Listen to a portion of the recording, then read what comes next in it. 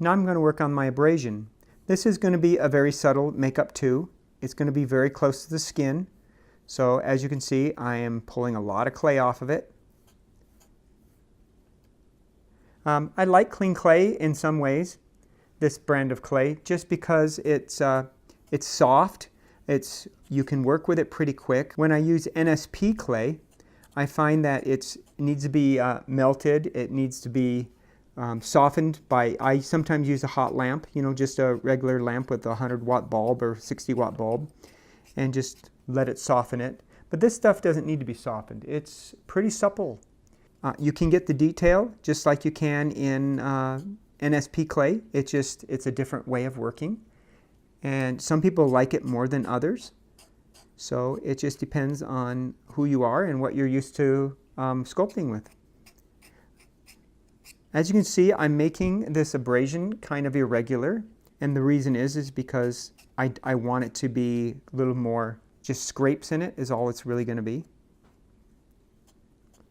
I think I'm going to take a little bit away here. It's a little too wide for me. If I want to use something like that on a cheek, it's just going to be too big to use on a cheek.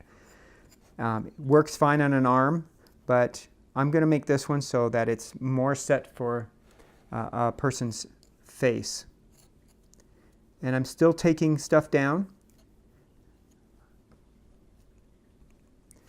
I'm going to pull some out over here. So I just want to take it and make it a little bit more like that.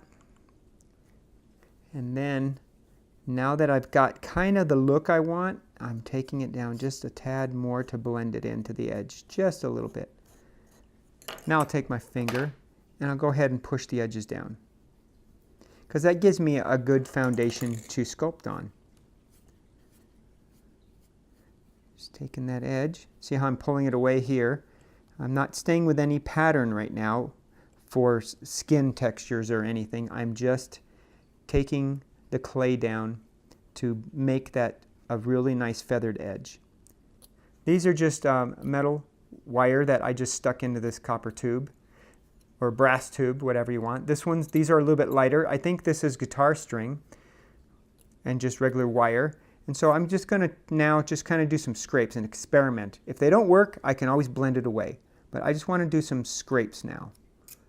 Just lightly scraping across it, kind of getting it a little chewy. I'm turning it sideways to make a deeper, harder angles so I don't have all just that type of scrape. What I'm doing is I'm just making that surface into hamburger, just like a real gash would do. And you can see I'm going away from the feathered edge, which is okay right now. Like I said, I'm just experimenting, trying to make it look a little chewy.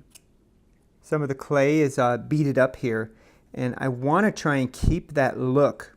So the best way of getting the clay off is you can either brush it off lightly. This is a fan brush, but sometimes what it does is it sticks to other parts.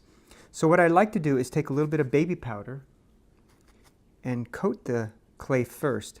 And what that does, the baby powder gets around the edges of the clay, and that way you can actually brush it off, and some will stay on, but it'll give it a nice looking chewy appearance to it.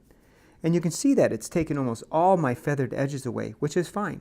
This is just chewed up skin. That's my goal here. And when I apply that, you'll see what I mean. It's just going to look good, like beaded up chewed skin. And my surface area around it is very minimal, which is great because then it's going to blend into the skin really well.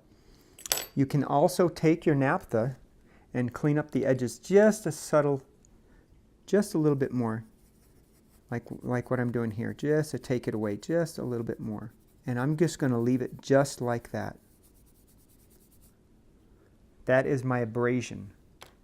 Now we're going to start on a cut.